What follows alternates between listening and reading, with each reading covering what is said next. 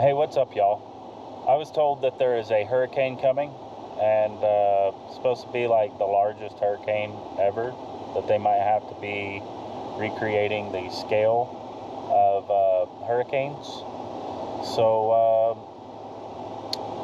I thought I'd look it up and react to it to see what we're dealing with here.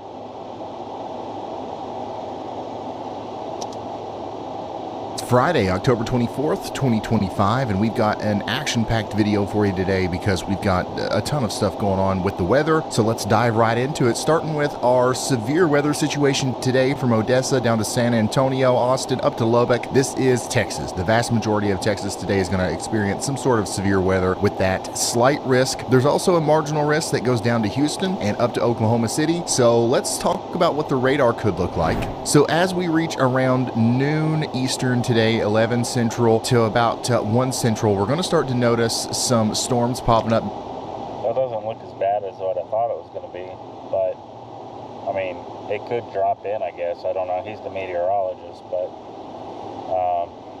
maybe we're going to get the hurricane down here in western Texas, and these are going to cross the border as big-time hail makers, maybe even some intermittent tornado activity going on. Right now, I am just north of Juarez in El Paso, Santa Teresa. There, and the activity is going to kind of spread out from there. We've got lots of other rain pockets happening as well. Oklahoma City, you're going to have lots of rain potentially right around 2 p.m. Oh, wow. And this, yeah, you know what? That's a bunch of hot spots all in one area. I'd say bundle up for that. This is actually going to stabilize the atmosphere a little bit, and this is why you're not included in that slight risk of severe weather. But notice where all this clearing is out in front of these storms. That's where we expect to see the biggest storms today. These things are going to pop up really quickly. The supercellular window is going to be from right there around 1 to 2 p.m. through maybe 6 or 7 p.m. And then our main threat is definitely going to come from this big line of storms that's going to form here, a mesoscale convective system, as all of these different cells kind of congeal together and race east. They're going to hit Abilene maybe around 8 or 9. They're going to make it over there to Austin maybe around 1 a.m. and around the same time they might hit Dallas as well. Waco, this particular model run shows you getting hit by a very strong line of storms. You know, a lot of times we work around that area. We drive through there all the time. I'm glad we're not actually there, with damaging winds tonight, right early in the morning, around midnight or 1 a.m. or so. So get ready for that. We're going to continue to have prolific hail makers on the southern side of this around Kerrville. Very heavy rain is going to be possible also, maybe around San Antonio around 3 a.m. And yeah, this line is going to make it all the way down to Houston early in the morning tomorrow around Saturday. They're probably going to flood in Houston. That's a big storm. Saturday, 7 a.m. This is still going to be causing problems for us, okay? So a very long day today in Texas with severe weather, mostly just heavy rain and stuff up there in Oklahoma. This is definitely a Texas-focused storm. And you might think, well, you know, once the storms get by, we're going to have a nice clear Saturday. Well, you would be wrong, okay? He said, don't count your chickens. During the afternoon and evening hours on Saturday, we're going to have new storms popping up around Round Rock and Austin, potentially causing more problems with hail and damaging wind. And this is going to lead to a big-time explosion of storms with some really deep, rich Gulf moisture from Corpus Christi all the way up past Houston. I think that we're going to have a pretty big hail threat tomorrow, and also I think the tornado threat might actually be a little bit more intense tomorrow than it is today. So watch out for those spinning supercells over here from Beaumont up to Alexandria in Louisiana, and also right around Houston. This is going to be a problem, so make sure you're paying attention to those alerts tomorrow. I would not be surprised if we had multiple. I was wrong. Galveston, you're not safe. Tornado warnings tomorrow around Houston all the way up there into southwestern portions of Louisiana. But the good news is once that clears, I do think it's over for the most part for Texas as far as severe weather goes. But that secondary explosion of storms is why we have a slight risk of severe weather for tomorrow from Austin all the way over to Baton Rouge. New Orleans, you're not quite included in this, but definitely Houston, you are, Victoria, Killeen, College Station. Y'all need to be prepared for some pretty serious severe weather tomorrow. And here's that SPC tornado risk. There's there's a 5% probability for tornadoes today over a large area in Texas. There's also a 5% probability tomorrow, okay? And I actually wouldn't be surprised if this got upgraded to a 10% non-hatched risk potentially right in this area if the data continues to show what it's showing right now. A pretty robust, brief tornado setup right along the southeast coast, right along the Gulf Coast there. Now, another thing that's going to be a big problem with all these storms is the rain, okay? We're going to have potentially up to 4, 5, maybe 6 inches of rain in a short period of time between Dallas and Shreveport down toward... Yeah, that's like flash flood stuff right there. That's towards Houston. This might cause some intermittent flash flooding problems. And even up there around Oklahoma City, points east over into the mid-Mississippi River Valley, we might have a couple places that see too much rain in too short of a period of time. And that's why we have an excessive rainfall outlook for today from Oklahoma City down to Austin. But there's also a... I was going to say, Houston is definitely going to get flooded. Like, people in Houston know, but if you ain't from Houston, you don't know how easy it floods.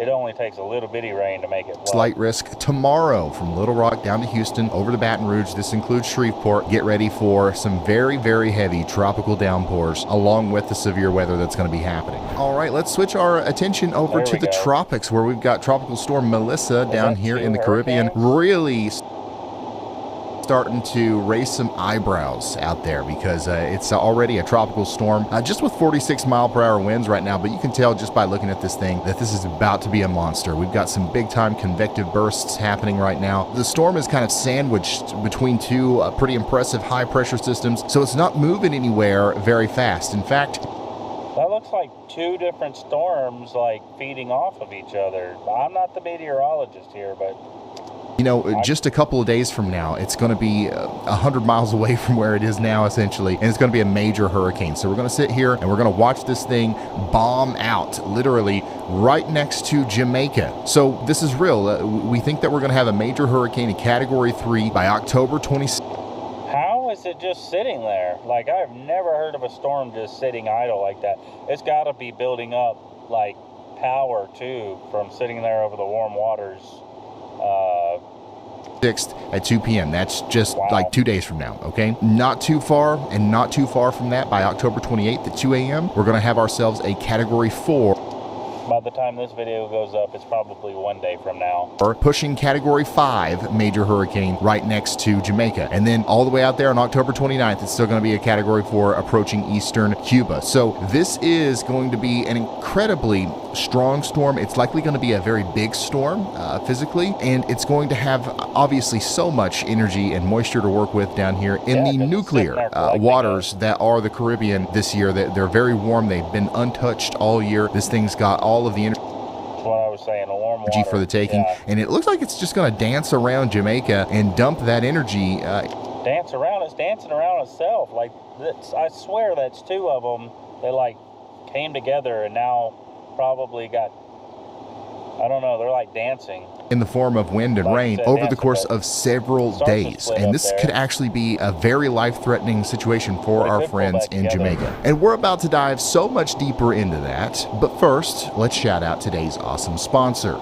DJI Portable Power Stations. Power your world. Y'all know I'm always talking about storm prep. Whether I'm live streaming severe thunderstorms, tornadoes, or derechos, one of the biggest things folks worry about in a situation like that is losing power. And when the lights do inevitably go out, having a backup makes all the difference. So instead of being scared when severe weather happens, be prepared. Don't be scared, be prepared. With the DJI Power 2000. The DJI Power 2000 has been right there in the field with storm chaser Jordan Hall, keeping his devices powered during live severe weather coverage. And not only that, but our nonprofit, the All Squad.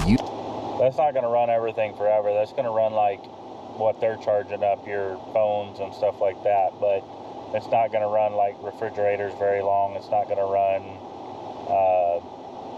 that might run a refrigerator for a day. This is the DJI Power 2000 during disaster relief missions to keep our gear powered and ready to go when it matters most. The DJI Power 2000 packs 2,048 watt-hours of capacity with 3,000 watts of stable power output. That's enough juice to run 99% of your household appliances. And if you need... Not for very long, though. 2,000 watt hours is basically if you've got an appliance that is 500 watts, That's 4 hours on the battery. More power, you can expand it with up to 10 additional battery packs for over 22,000 watt hours of total capacity. And the best part is that the DJI... We're poor. We ain't got money like that.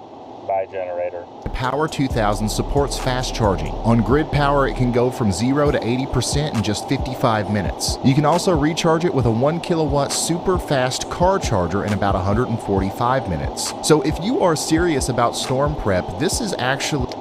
or you're rich, a really important buy for you. Check the link in the description right now. It's a really awesome product. Big thanks to DJI for sponsoring this video. Now let's get back into the weather portion.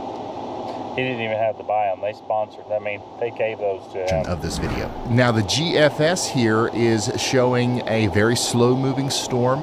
They probably made more money off of him advertising it than he would have spent, and they lost. So altogether, probably worked out. There probably a lot of people who would buy that. But let me tell you something. This is actually the farthest east model that I've seen, okay? Most of the models are actually taking this a little bit farther west. A lot of them are taking it right through the island of Jamaica, but notice how slow it's moving, okay? The fact that it's moving so slow, the fact that it's not running into any big-time areas of wind shear, and the fact that it's just over some of the warmest waters that are possibly available right now. And it's just soaking it all up like a sponge. Means that this thing is going to explode into possibly a Category 5 hurricane, and the fact that that's going to happen right next to Jamaica and it's just going to sit there and take the brunt of this for an extended period of time is a pretty scary Let's not forget about Cuba and Florida as it swings through there. thought for our friends in Jamaica once again. And as you can see here, most of the models are taking this right over, or at least right around the island of Jamaica. A worst case scenario is actually a scenario where it doesn't hit Jamaica head on and it goes just to the west like this, because that'll keep it over the warm waters. That'll allow it to continue to strengthen, or at least not weaken as much as it interacts with the island. If it actually goes right over the island, that will make it weaken a little bit. But Tropical Storm Melissa, I just noticed. If you know, you know, but all of the worst, absolute worst hurricanes have been named after women. I don't know why. The only one that is the exception to the rule that I can remember was Hurricane Ike. But either way, this is going to be a pretty bad situation for people in Kingston, Montego Bay, and places like that. And this is also looking pretty damning for eastern Cuba, potentially even the Bahamas. But the good news, the farther north you go, is this thing's going to rocket. Once it gets past Jamaica, once it starts moving in any certain direction, it looks like it's going to go pretty fast, because it's going to be meeting up with a trough, a cold front coming out of the United States that's going to... I don't know. That cold air meets the hot air. kind of baseball bat it out of the way. You know what I'm saying? And that's one of the things that's also protecting us here in the United States from this being a problem in the Gulf or in Florida or in the Southeast Coast. And taking a look at our Aware model available over on RyanHolyall.com, you can see that we are saying that pretty much the entire island of... If you live in Jamaica, you might want to vacation somewhere for a couple of weeks. Jamaica should be in the action phase. Within the next 4 days, we're going to have a direct hit here at some level in Jamaica, so you should be rushing your preparations to completion. Same thing over here in eastern Cuba, but we are in the prepare level in Crooked Island, potentially over there towards San Salvador and Mayaguana. We are needing to be aware of the forecast in Miami, along the Keys and Marsh Harbor, Nassau Bay, Nassau, places like that, but it's looking very likely that the impacts will be much less serious over here than they will be farther to your south and east, okay? All right, so let's come back onto land and talk about the more medium-term forecast. So that's better than what I was hearing. I heard somebody showed that it was supposed to be like the size of like 3 hurricanes put together, which it looks like 2 right now. I mean, it's pretty big.